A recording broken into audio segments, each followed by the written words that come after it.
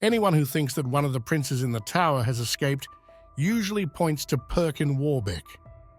Over the years, he convinced rulers such as Emperor Maximilian or the Scottish King James IV that he was indeed Richard of York, the younger brother of Edward V. Warbeck's life, however, is a complex and emotionally discussed topic. For example, if you are convinced that he was the real Richard, you are probably not happy that I call him Perkin Warbeck, because King Henry VII forced this name on him. Therefore, I would like to give a short explanation at this point. We are dealing with 2 or 2.5 Richards when we talk about this topic. These are Richard III, the undisputed Richard of York as Prince in the Tower, and Warbeck. To keep it understandable, I therefore refer to him as Perkin Warbeck. The next problem is that the question of Warbeck's identity has repeatedly provoked historians' abilities to read the minds of people who died more than 500 years ago. As an example, Henry VII allowed Perkin an honourable burial at Austin Friars in London after his execution in 1499.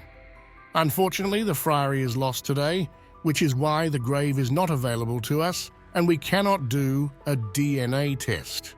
It was dissolved in 1538. Those who are convinced of Warbeck's identity as Richard like to refer to the grave and suspect that Henry granted it because he knew he was his brother-in-law. Anyone who thinks the opposite cites Perkin's wife, Catherine Gordon, who was from the Scottish high nobility. According to this logic, Henry did not want to upset the Scots. Both sides have arguments that convince them, but not the other side.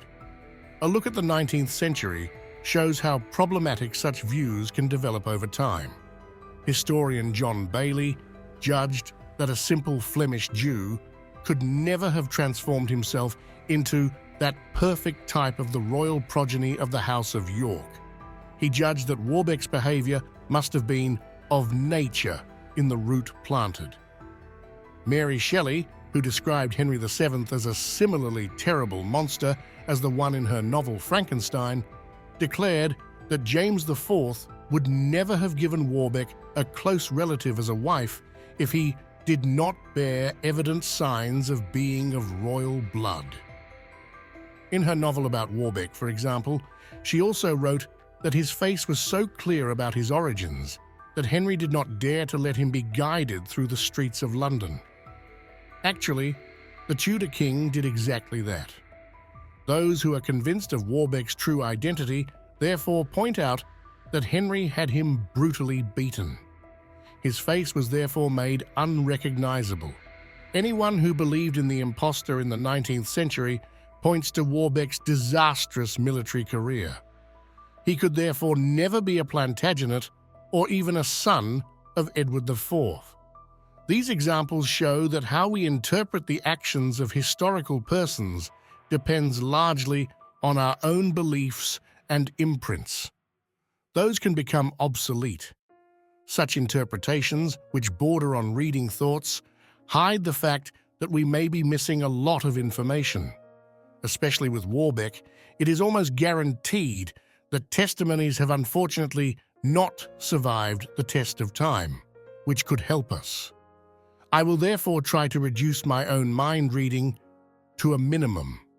Instead, I will try to start from what is undisputed.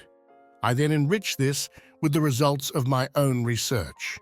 This is where the promised tiny bit of new evidence comes into play. Let it be said clearly already here. It is not about confirming or denying Warbeck's identity.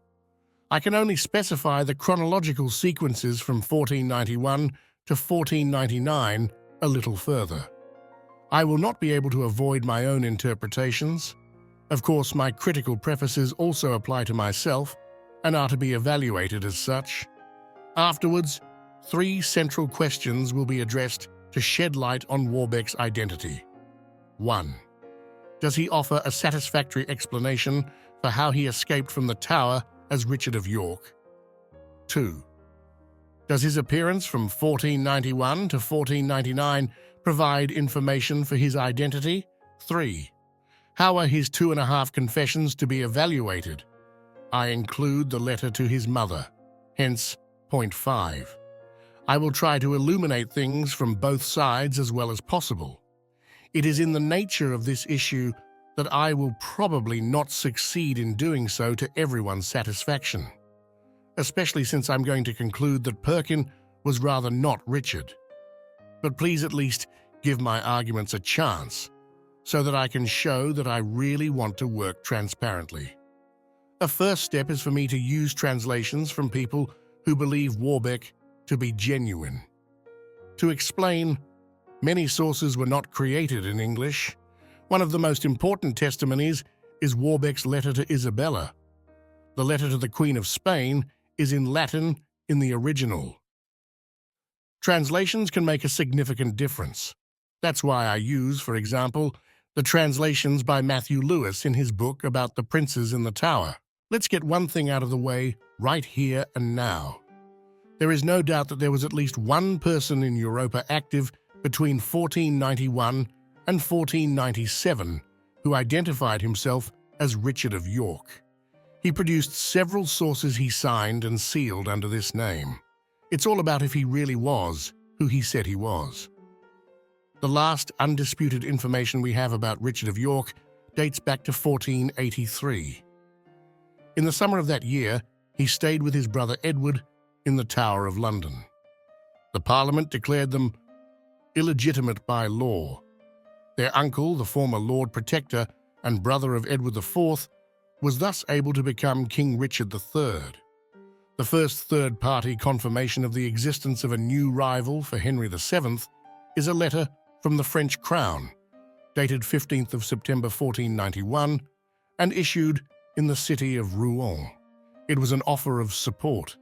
It reached its addressee, a British nobleman with contacts to the leading Yorkists, on November 26, 1491.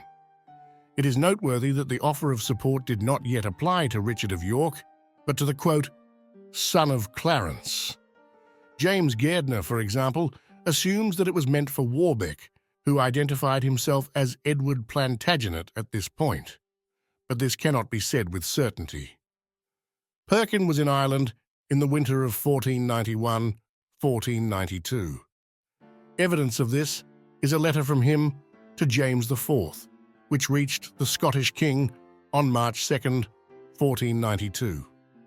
Apart from his later confession, we have nothing to confirm his stay in Ireland, and even this document is strongly doubted. On the mainland, war between England and France was on the horizon in 1492. In the summer of 1492, the French king invited Warbeck to Paris before fighting with England finally broke out in the autumn. Whether Warbeck's presence really tipped the scales for the short war, as the supporters of the "it was Richard" interpretation like to argue, cannot be confirmed beyond doubt. However, there are 2 points in favor of this. First, it was the sequence of events. The fight started after Perkin arrived in Paris, where he immediately became a center of attraction for emigrated Yorkists. Secondly, the Treaty of Etaples of the 3rd of November 1492 ended the fighting. The French King Charles VIII agreed in this document not to support any pretender for the English throne. Warbeck had to leave France.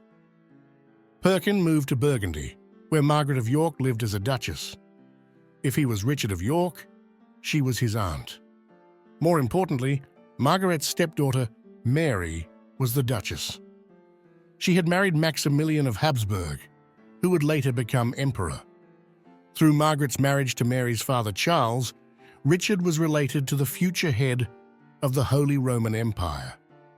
Maximilian reached the corresponding status in 1493. In that year, Perkin also sent letters to the great European rulers to identify himself as Richard of York. The letter to the Spanish royal couple, for example, is dated September 8, 1493. It is noteworthy that Frederick III died on August 19, 1493. Warbeck's appearance on the big stage after his short intermezzo in France and Maximilian's path to the top took place practically at the same time. Henry reacted quickly. He suspended trade between England and the Netherlands as early as September 18th, 1493, because Maximilian and Margaret supported the, quote, false York. Perkin can be traced directly to Maximilian from November 1493. He reached Vienna on November 3rd together with Albrecht of Saxony and was taken 3 days later to Graz, where the Roman-German king was staying. A newspaper report from November 27, 1493, describes how a quote from young gentleman from England had an orator Bruno explain in Latin at the court in Vienna that he was entitled to the English crown. He asked for help. We do not find the name Richard in this document. As a result, it is not absolutely undisputed that it was Perkin. However, we can assume that with a very high degree of probability. Warbeck then moved to northern Italy on behalf of his hosts. In a letter dated January 29, 1494, the Duke of Milan, Ludovic Sforza, thanked Maximilian's future wife, Bianca Maria Sforza, for a letter brought to him by King Edward's son. Perkin was quiet in 1494. He was still with Maximilian at this time, as well as this can be said. The big politics had overtaken his cause. Charles VIII had invaded northern Italy in the summer of that year. The Pope and the major Catholic powers therefore joined forces a year later to form the so-called Holy League to beat back the French. Only England stayed away from this alliance. Henry made it clear that he was out of the question of joining as long as Warbeck found support. Perkin became the instrument of major European politics. Regardless of his identity, this was ultimately to break his neck. England was needed for the League. Accordingly, the political pressure on Maximilian grew. He received bad news as early as November 1494 in Innsbruck. The money with which he wanted to support Perkin in an invasion of England could not be raised. We meet Warbeck again in Mechelen in January 1495. Here he transferred England to Maximilian and his son Philip in his will as a thank you for their previous support. Since Margaret lived in Mechelen and supported him in turn, it can be assumed that he was at her court. The will was attested to by Arch-Chancellor Berthold of Mainz. The original is now in Vienna. Richard's seal was cut off. It is not known when this happened. In England, Henry had numerous followers of Warbeck arrested. The most famous name was without question that of Sir William Stanley. Together with his brother Thomas, he had ensured that Henry could defeat Richard III at the Battle of Bosworth in 1485. After that, he belonged to the inner circle of the Tudor king. Stanley admitted his support for Perkin, although the evidence against him was thin. He may have thought that he could avoid execution in this way. He was wrong. He was beheaded on February 16, 1495. The news of Henry's purges was brought to the continent by Robert Clifford in February 1495. According to his own statement, he also had to flee. However, we will have to talk about him again in a later chapter. A letter from the Milanese envoys dated February 24, 1495 reports that Warbeck, referred to as the Duke of York, was preparing a trip to Ireland. At the end of February, another document shows that he had left. Venetian envoys quote Maximilian in a letter from Worms on June 9th that he supported Warbeck with 800 men. Our next testimony is from Henry in Worcester on July 9th, 1495, and is a letter to the Great Council of Archduke Philip, the son of Maximilian. The English king refers to Perkin simply as Garcon, or boy. He had tried to invade coastal communities in his country, but Henry didn't even have to send troops. The population had repelled the intruders on sight. The attack took place on July 3rd at Deal in Kent, and went so badly that Warbeck himself did not even disembark. Perkin subsequently retreated to Ireland. Maximilian tried to gloss over this failure. He had envoys show a report after the invasion had failed because Perkin had not found a suitable place to land. He had therefore withdrawn to another part of England. In Ireland, Warbeck tried to take the city of Waterford. A sea-based siege began on July 23rd. Waterford was the only city that had not joined Lambert Simnel's cause a few years earlier. However, the project was unsuccessful and had to be stopped after only 11 days. Sometime after that, he received a letter from the Scottish king. Perkin immediately set off. He was with James IV on November 20th, 1495 at Stirling Castle and celebrated Christmas with him. The Scottish monarch also arranged the aforementioned marriage to Catherine Gordon. This happened on January 13th, 1496. James wanted to attack England.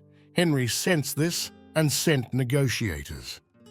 They were to offer the Scottish king a marriage with his daughter Margaret. However, this was initially unsuccessful. Warbeck promised James £33,000 and Berwick for his support in the fight for the English crown. The attack took place on 17th of September, 1496. It remained a simple border skirmish that lasted only 4 days. It is unclear whether Warbeck and James really hoped that the English population would join them. It didn't. Warbeck is said to have asked for mercy for his subjects because of the atrocities of the Scots. Next, James received a letter from France. Charles offered him 100,000 crowns for Warbeck. It was probably intended as a means of exerting pressure since Henry had meanwhile opened up to the Holy League, although he himself did not send any support. He wrote to the Spanish royal couple that he could not do this because he had too much to do with Warbeck. Perkin stayed in Scotland for almost another year. In the summer of 1497, however, he received news that there had been an uprising in Cornwall. The people there did not want to pay any new taxes, which Henry needed to finance the fight against the Scots.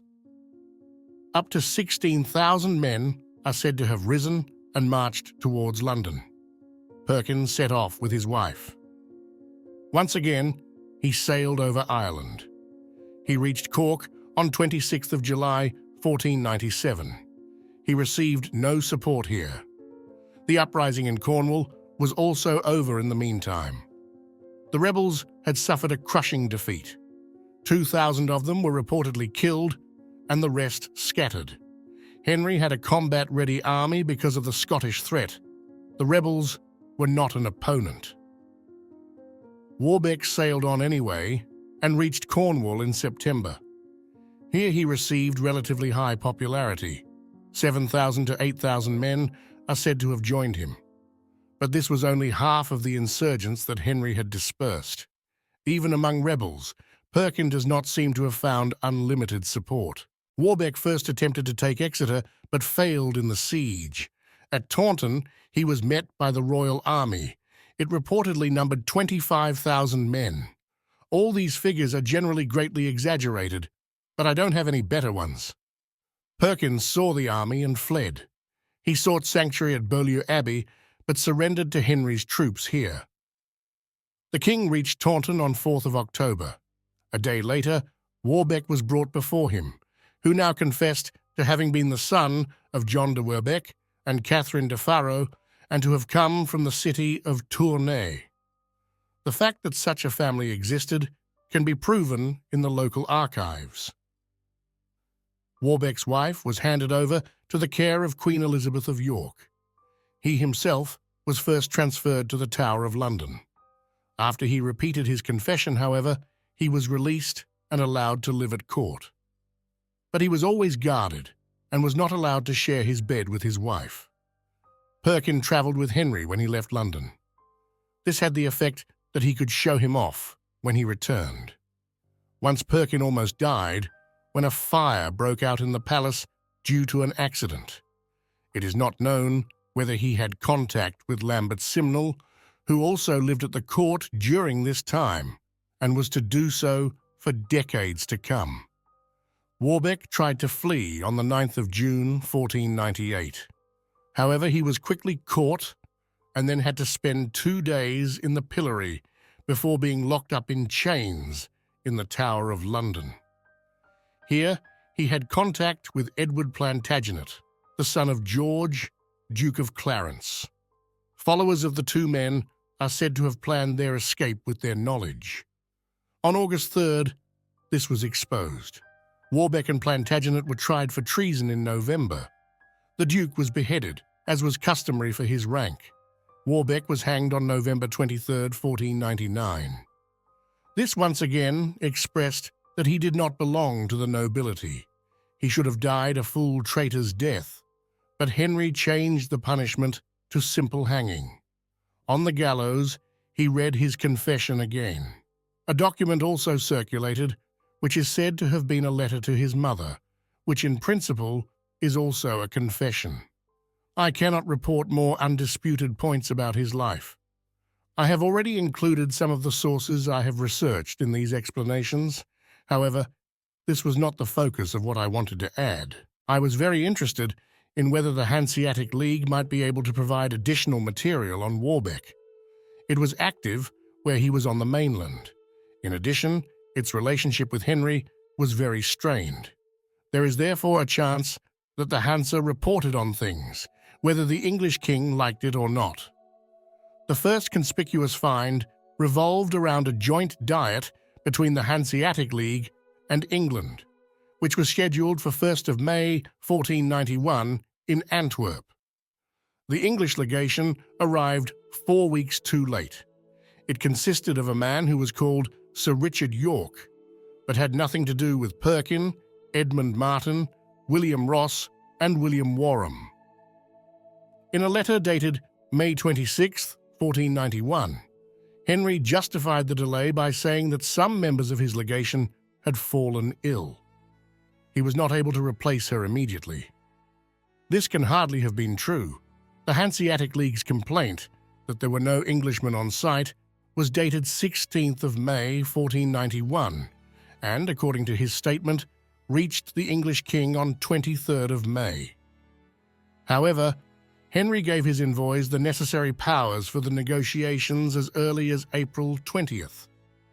All those who were finally to arrive in Antwerp at the end of May were named here. As we can see from the letter of complaint, April 20th was early enough to arrive in time for the start of the Diet on May 1st. I offer my members an English translation of this original Latin source with an indication of origin via my community tab. This is the part which I have to do in my own voice, cause it's really personal for me. I hate doing paywalls, but I really want to appreciate everyone who is giving me money by deciding for a membership. And I want to offer something of value. That's why I decided to not change anything about the video experience, but offer something more for people who really want to get into a topic themselves. If you want to support my channel without paying, first of all, thank you as well. I really appreciate it. A like and subscribe would be awesome and really helpful, I promise. Back to the point, unless the messengers have made a detour. Mechelen is about 22 kilometers away from Antwerp as the crow flies. Warham was one of the envoys who was to be sent to the continent in 1493 because of Warbeck. Henry had rejected the Utrecht venue proposed by the Hanseatic League. Only London, Calais, or Antwerp were acceptable. He let it be known on March 18, 1490, and insisted on it afterward. London and Calais were unacceptable to the Hanseatic League, as these cities were directly under Henry's control. The English king knew this. Antwerp was the logical conclusion. There has long been an assumption that Margaret may have been hiding Warbeck for quite some time. I think Henry knew of its existence in some form and used the conference with the Hanseatic League to send his emissaries to Meckerland beforehand. However, it is possible that there was still talk that he should be Edward Plantagenet. It seems plausible to me that Henry had Margaret from York under permanent surveillance since Lambert Simnel. Perhaps this is why he knew of Warbeck's existence long before, and was looking for a way to send emissaries to Margaret's without drawing attention to Perkin himself. The second Hanseatic source is this. On March 18th, 1495, a sentence can be found in a letter from Danzig to Lübeck, which I display on the screen. Translated, it reads, "Given the current situation and business opportunities in the Kingdom of England, it may be the right time to negotiate with the English, an opportunity that may be difficult to come by again in the future." Warbeck is not mentioned by name, but this passage could refer to him as he had left a few weeks earlier with Maximilian's help. In the summer of 1499, Warbeck was mentioned the only time by name in a Hanseatic source. This text can also be seen on the screen. The translation relevant to us is, "Regarding the articles, particularly the first three, which were answered by the English. Concerning the first one about the arrest of ships, there was a rumor at the time about Perkin, also known as the White Rose, that he was with the Prince of Burgundy. Therefore, His Majesty the King had issued and commanded such an arrest that no one should visit the lands of the Duke of Burgundy, not even to Campen, which was not against our privileges, as it was contained therein that goods from England could not be transported to enemy territory." What we can conclude from this is that word of the name Perkin had spread widely and was accepted, at least in this form, by the Hanseatic League that had met in Bruges at the time. How satisfying Warbeck's explanation for his escape from the Tower depends on one's own definition of satisfactory. If it is sufficient as a requirement that it is theoretically conceivable, then what Warbeck offers us in this regard in his letter to Isabella is sufficient. Incidentally, he allegedly only addressed it to the Queen because she was said to have been more willing to ally with Yorkists than her husband Ferdinand. Anyone who defines satisfactory as verifiable will be disappointed. This is the text passage. "Whereas the Prince of Wales, eldest son of Edward, formerly King of England, of pious memory, my dearest lord and father, was miserably put to death. And I myself, then nearly 9 years of age, was also delivered to a certain lord to be killed. It pleased the divine clemency that that lord, having compassion on my innocence, preserved me alive and in safety first, however, causing me to swear on the holy sacrament that to no one should I disclose my name, origin, or family until a certain number of years had passed.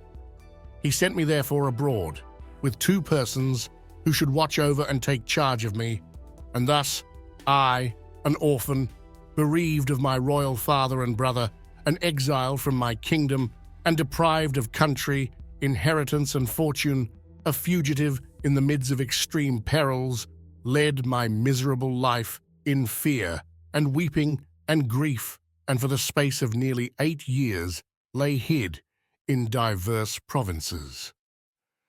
We learn that Edward V was actually murdered, according to this letter. Richard was also to be killed, but the commissioned unnamed lord felt mercy and therefore sent him away with 2 people. He lived in hiding for almost 8 years.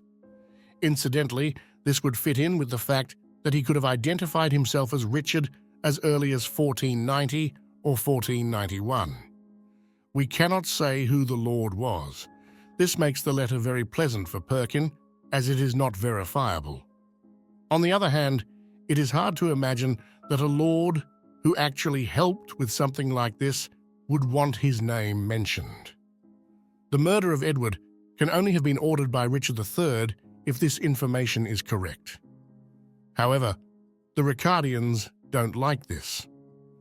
Matthew Lewis, for example, argues that Lambert Simnel could have been Edward V and was actually murdered. The one at Henry's court was an impostor. The text passage itself shows that this does not work. Warbeck describes himself as almost 9 years old when he was also supposed to be killed. This brings us to the year 1483 and Richard III. Only one piece of information in these lines is obviously wrong. Richard would not have been an orphan because his mother, Elizabeth Woodville, was still alive. However, this could be justified by the fact that he wanted to make it clear that his older male relatives had died. However, this letter contradicts the source found by Philippa Langley in the course of her recent research on the princes in the Tower. I made a video specifically for this passage, but the excerpt is also in my project idea for the princes in the Tower. That's why I'll only briefly go into it here. Edward is still alive here. Richard meets him briefly, then he is taken away. We don't know much about the provenance of the Langley source. I think that this contradiction can only be resolved in 2 ways. First, we are dealing with 2 different creators. This is unlikely. Second, the version found by Langley was the older one, which was subsequently deemed unsuitable. If Edward was still alive, he had a greater claim to the English crown. Perkin, whether he was Richard or not, therefore needed a dead brother to assert his claim. For this chapter, much more information would be desirable in order to be able to accept these descriptions as true without any problems. However, there is enough information available not to be able to say from the outset that they are lies. One of the strongest arguments for Perkin's authenticity is said not to have been directly related to his appearance, but can probably be attributed to it. He is said to have looked very similar to Edward IV. I have placed the only surviving picture of Warbeck and a portrait of his father next to each other. A similarity is unmistakable. However, I have also placed a posthumous sketch of James IV by Jacques Le Bouc next to that of Perkin. Here too, a certain similarity can be seen. This leads to the central problem: we only have one image. It is from the Arras Town Library. Nothing is known about its background. The basis for comparison is therefore very thin and unreliable for our time. For the similarity to Edward, other theories have been proposed again and again over time. It could, for example, have been an illegitimate son of the king. According to the Milanese ambassador, Maximilian declared in 1495 that Robert Clifford, who had been bought by Henry VII, had spread in England that Warbeck was a son of Margaret and the Bishop of Cambrai. I apologize for this sentence. I know there are a lot of names. So once again, briefly, there was also the insinuation that Perkin was an illegitimate son of Margaret of York. The following example shows how much room the sources leave for wild speculation if one follows one of the theories. In 1474, an English delegation was actually in Tournai. As the bishop, they were supposed to seal a treaty between the Crown and the Hanseatic League. Edward was not there, but of course, there was a chance to place an illegitimate child with inclined parents. Francis Bacon's statement that Warbeck was the child of a converted Jew fits in with this. The man's godfather was Edward IV. He was therefore obliged to be loyal to the English king and could have taken a child with him. The confession would make sense, as well as why Henry knew so much about Warbeck early on, as he could question the delegation, but didn't want to admit that it was an illegitimate child of the York king. This would still have made him a rival. A central question for me is, why is there only one painting of Warbeck? This cannot be explained by the annihilation mania of the Tudors, who wanted to erase his memory. Maximilian was convinced of his authenticity until the end. Margaret depended on people to see his resemblances to her brother. She had an interest in having pictures created. Perkin married a member of the Scottish high nobility. Here too, a painting would be expected, but its disappearance could be explained by Margaret Tudor's later marriage to James IV. Also worth mentioning about Warbeck's appearance are the 3 birthmarks, which are said to have convinced Maximilian of Perkin's authenticity. These were reportedly so distinctive that only the real Richard of York could have them. In the end, there would have been only one person who could have confirmed this with absolute certainty: his mother, Elizabeth Woodville. It is noticeable that Perkin only appeared after she was in the monastery. He did not show his birthmarks until she had died. Richard of York also had sisters. Elizabeth, the eldest of them, was married to Henry Tudor. However, there is no known source that reports that she had ever seen Warbeck. Matthew Lewis assumes that she would have identified him, and therefore there was no meeting. This is called argumentum a silentio, meaning a conclusion from silence. It is considered true that the 2 people never saw each other because there is no testimony of it. Methodologically, historians overwhelmingly reject this system because it leads to false conclusions. Just because we don't have a source doesn't mean it didn't exist. As an example, if Henry had deliberately separated his wife and Warbeck, this would certainly have been noticed at some point and people would have reported on it. However, such testimonies do not exist either, so he hadn't consciously separated them. This is an equally unacceptable conclusion. We can therefore only say that we have no confirmation about the authenticity of the birthmarks of people who could have plausibly seen them on the real Richard of York. This does not mean that they were not real, but it is not conclusive proof either. The next point concerns Warbeck's actual appearance. Without any question, many powerful people believed that Warbeck was Richard of York. There is not a single statement by Maximilian directly attributable to him in which he would deviate from it. On the contrary, he tried to save him until the end. Some ambassador reports say that Maximilian is said to have distanced himself from Perkin, but as I said, this cannot be confirmed by Maximilian himself. As described, however, Perkin was useful to him and made him great promises, and it would be an embarrassment for the Roman German king to acknowledge him as a pretender after the support given. The French king was the first of the great and powerful to offer Perkin a stage, but he was also the first to recognize him as an impostor through peace with England.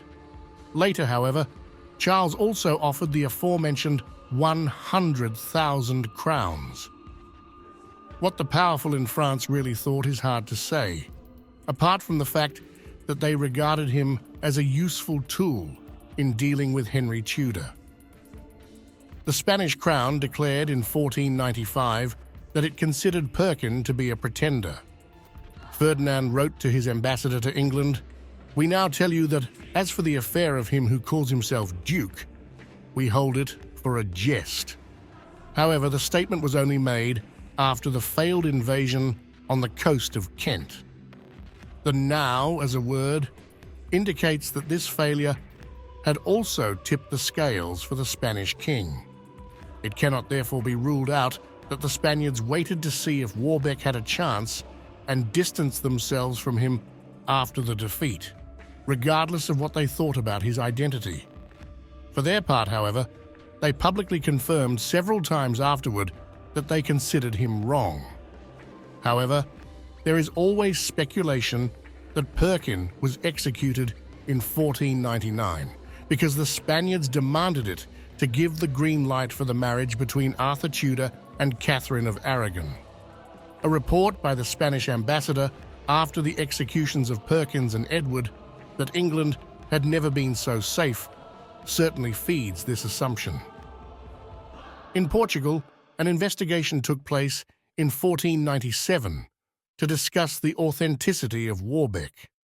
A man named Sir Edward Brampton was at the centre of it. His original name was Duarte Brandão, and he was a Portuguese Jew who had been backed by Edward IV.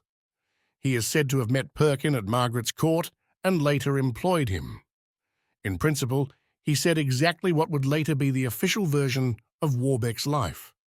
Those who believe in his authenticity like to point to the close connection of the Tudors to the Iberian Peninsula. The Portuguese had delivered Henry what he had expected as a result of the investigation. In this context, however, it should be mentioned that Maximilian's mother, Eleanor Helena, was a member of the Portuguese royal family. Maximilian was therefore directly related to the ruling dynasty and had no interest in the investigation showing that Perkin was an impostor. Back to the rulers, James IV also publicly supported Perkin in principle until the end. The fact that the monarch even let him marry a relative is generally accepted as proof that he believed him to be genuine. The argument is made again and again that he would never have given Perkin Catherine as his wife if he wasn't convinced of his identity. This does not have to be wrong, but is also mind-reading. Incidentally, this also applies to Matthew Lewis's argument that any support in any form would have been excluded from all monarchs if they had not been convinced of Warbeck's authenticity. The nobility would not help common people in this form. James IV, however, eventually married Margaret Tudor, the daughter of the man he had recently believed to be a usurper when he supported Perkin. Henry Tudor himself was undoubtedly part of the nobility, but had only a very weak claim to the throne. In England, there were quite a few people whose claim was better by birth. Nevertheless, he received extensive support. There is hardly any doubt that the powerful still used people as a means to an end at the end of the 15th century. Much more interesting is the question of how Warbeck managed to convince the powerful that he was Richard of York. Anyone who thinks he is genuine has no problem answering this.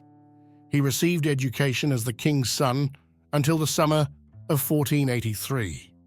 He made use of this knowledge. Anyone who thinks he is fake has been referring to Margaret of York for centuries. She taught him and provided him with the necessary information so that he could appear to be real. However, it was already proven in the 19th century that this could not have been the case. Margaret had not been to England for 25 years, apart from a short visit in 1480. So she did not have the necessary knowledge from her own experience to be able to convincingly train an impostor as Richard of York. Some gaps could certainly be filled by correspondence with Edward IV or Richard III. Theoretically, it would be possible that Yorkists in exile helped to transform Perkin into a convincing impostor. However, this would have dramatically increased the circle of those in the know, and with it, the danger that someone would talk. Also bad for the people who think Warbeck is false is that even the confession version of him doesn't even come close to convincingly explaining why he could speak English very well. For example, he was in the service of John Strew and certainly learned English, but this was never enough to convincingly play a prince in the Tower. Anyone who thinks he was fake must necessarily assume that supporters in exile knew about it and helped. However, this provokes the question of why, for example, Henry's spy Clifford would not have revealed this. In this regard, however, two restrictions must be made. Warbeck is said to have known many anecdotes that he should not have known if he had not been the real Richard. We do not know these in detail, and we don't know whether these were not accepted by sympathizers despite mistakes. After so many years, it was to be expected that he could no longer remember everything correctly. Nevertheless, the strongest argument for the supporters of Perkin's authenticity as Richard is his ability to assert himself for years in the circle of the powerful as the York Prince. I would like to briefly present a question that once again shows how problematic the common argumentation strategies are when it comes to Perkin. Would Elizabeth of York have allowed her brother to be executed as a commoner if rank awareness was so important after all? Wouldn't she have wanted to at least make up her own mind before the execution happened? Philippa Gregory, for example, was so preoccupied with these questions that she invented a secret execution befitting his rank in her historical fiction. Such considerations are often countered by the fact that the Queen was caught between two stools. She had to protect her children and had a happy marriage. This may be true, but it does not have to be if we assume that she would have revealed the true identity of her brother. Therefore, the interpretation of a person's behavior must not be used to infer a narrative for another person. It's permissible to wonder if we don't have a source about Elizabeth of York's meeting with Perkin Warbeck because Henry feared she would recognize him. It's too much to go on that Elizabeth would have helped her brother. The further we move away from the source base, the more problematic the result becomes. Regarding Perkins's appearance, I can still present some assessments from the literature that I have not been able to verify in depth, but I would like to mention them for the sake of completeness. First, Perkin is said to have been musically very talented, just like Richard of York. Supposedly, even Henry's court musicians were jealous. Second, Edward Plantagenet was willing to team up with Perkin. He knew the real Richard. I would counter that his mental state is said to have suffered greatly from the long imprisonment. He is therefore only a good witness to Warbeck's identity to a limited extent. And if you believe it wasn't the real Edward in the tower, this point is completely obsolete. A further argument against Perkin's authenticity is that Henry went to great lengths to expose him in detail as an impostor. This cost him time and money. The Tudor king knew that it didn't matter whether Warbeck was real. It was all about whether his story was believed. Fake or real was secondary to the monarch as long as the pretender functioned as a symbol for his enemies. He was therefore dependent on showing as well as possible who he really was.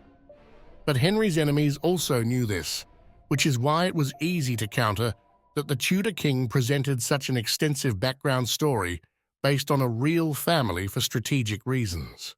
This aspect leads seamlessly to the confessions or Warbeck's letter to his mother. Perkin admits here that he comes from Tournai and is the son of John Osbeck and Catherine de Faro. He wanted to see the world and ended up in Ireland.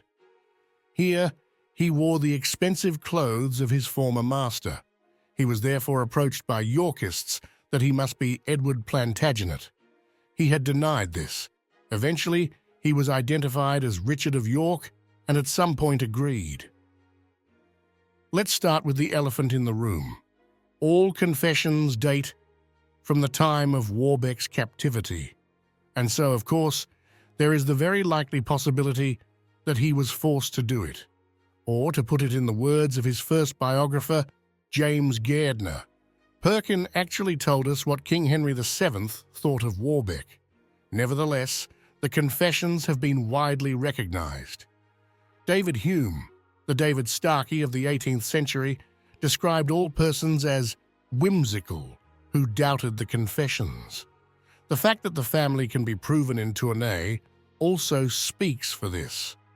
I did research in German language archives myself and was also able to find some families with these names, especially in the Habsburg region. Another argument in favor of the confessions is that they are consistent with what was already spread years earlier. An example should show why this is problematic for Warbeck's authenticity. The Tournai comptroller John Osbeck actually missed a son who would have set off into the wide world. If his son had returned before Perkin lost, the entire imaginary identity would have collapsed. This would have been an immense risk. Defenders of the authenticity of Perkin, as Richard refer to the different names, in addition to the coercion under which the confessions were made. In one case, Warbeck names his father Osbeck. In the other confession, he is Warbeck. How can this be explained? Anyone who remembers in as much detail as Warbeck is supposed to have in the confessions will also know the names. Perkin, as the real Richard, may not have drawn attention to this in order to invalidate the confessions in the eyes of the people. Gairdner speculated that poor handwriting could be responsible. The English had defaced the name Warbeck zu Osbeck. At this point, I can only honestly admit that I lack the competence in this area to assess how plausible this is. What I ask myself is, why didn't Henry see it? Who was so extremely obsessed with detail? I don't have an answer to that either. All I can say about the confessions is anyone who, like Anne Rowe for the Richard III Society, judges the possibility that Warbeck was the real prince in the tower, that the story was thin and improbable, but not impossible, must at least come to the same conclusion as far as his identity as Perkin Warbeck is concerned. I myself find the evidence more convincing that he was not the real prince in the tower. I therefore do not believe that Warbeck was Richard of York. His explanations about what happened in 1483 lack too much for me. However, I also think that we will never know for sure. The fate of the princes in the tower has long since become a question of faith. Even if at some point the bones of the skeletons in Westminster Abbey should be tested, and it turns out that they are the remains of the princes, there will be voices that suspect foul play and continue to hold on to Warbeck's royal identity. But I would like to express another thought before I close this video. This is completely independent of whether Perkin was real or not. I have always been surprised at how little interest there was in foreign supporters. If Richard was rescued from the tower, he needed money in Portugal. If he was Perkin Warbeck, he had to be molded into a prince. I find it extremely fascinating that Habsburg is not particularly interested in Warbeck as long as Frederick III was still alive, and that Maximilian was immediately interested and convinced of him. He had close contact with Margaret of York through his first wife, Mary of Burgundy.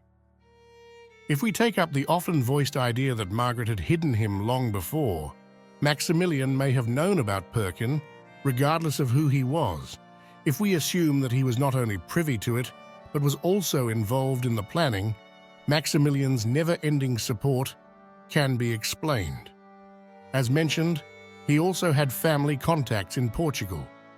I think, no matter whether he was Richard of York or Piers Osbeck or Warbeck, Perkin Warbeck was a creature of Margaret of York and Maximilian.